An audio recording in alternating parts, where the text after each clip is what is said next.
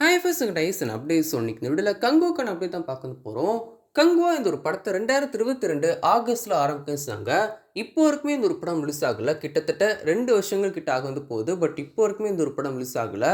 இந்த ஒரு படத்துக்கான ரிலீஸ் டேட்டுமே டீம் இன்னும் அஃபிஷியலாக கன்ஃபார்ம் பண்ணல.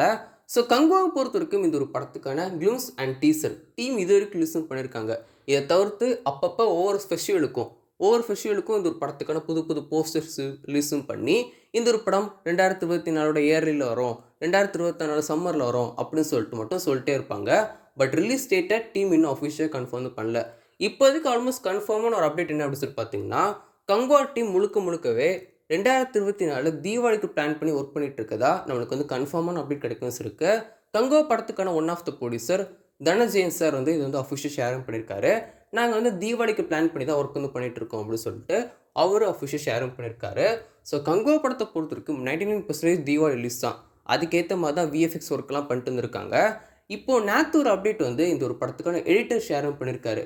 நம்ம கங்குவா படத்துக்கான செகண்ட் ஹாஃப் எடிட் பண்ணுற மாதிரி ஒரு சின்ன ஸ்டில் ஷேரும் பண்ணியிருக்காரு.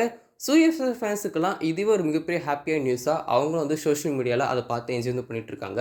ஸோ சூர்யா சாரோடைய இந்த ஒரு கங்குவா திரைப்படத்தை பொறுத்த வரைக்கும் ஒரு மிகப்பெரிய பட்ஜெட் எடுத்த ஒரு படம் தான். சூர்யாஸோட கரியரில் நீங்கள் பார்த்தீங்கன்னா தியேட்டரிக்கலாக அவருக்கு ரீசெண்ட் இயர்ஸில் எந்த ஒரு பெரிய ஹிட்டுமே கிடையாது.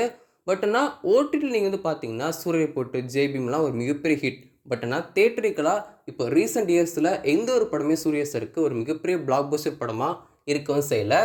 சூர்யாஸோட எந்த ஒரு படம் 100 கோடிக்கு மேலே கலெக்ஷன் ஒரு படமாக இருக்கும் அப்படின்னு சொல்லிட்டு உங்களுக்கு தெரிஞ்சு மறக்காம கீழே கமெண்ட் ஷேர் பண்ணுங்கள். ஸோ கங்குவா 2024 தீபாவளிக்கு தான் ரிலீஸும் பண்ண போகிறாங்க. இந்த ஒரு படத்துக்கான அடுத்த டீசருமே கூடிய சீக்கிரம் ரிலீஸ் பண்ண போகிறாங்க. அந்த ஒரு டீசரில் ரிலீஸ் டேட்டோட அனௌன்ஸ் பண்ண போகிறாங்க அப்படின்னு சொல்லிட்டு அப்டேட் கிடைக்கும் இருக்குது. ஸோ வெயிட் பண்ணி பார்க்கலாம். நீங்கள் கங்குவாக்காக எவ்வளோ நேரம் வெயிட் பண்ணுறீங்க அப்படின்னு சொல்லி மறக்காம கீழே கமெண்ட் ஷேர் பண்ணுங்கள். ஒன்று மட்டும் நிச்சயங்க, இந்த ஒரு படத்துக்கான விஷயம்லாம் பார்த்துட்டு இது சிவாவுடைய படமா அப்படின்னு சொல்லிட்டு நம்மளே ஆச்சரியப்பட போகிறோம். அவ்வளோ சூப்பராக இந்த ஒரு படத்துக்கான விஷயம்லாம் வந்திருக்கு அப்படின்னு சொல்லிட்டு இந்த ஒரு படத்துக்கான ஒரு சில சீன்ஸ் பார்த்தவங்க ஷேர் பண்ணியிருக்காங்க.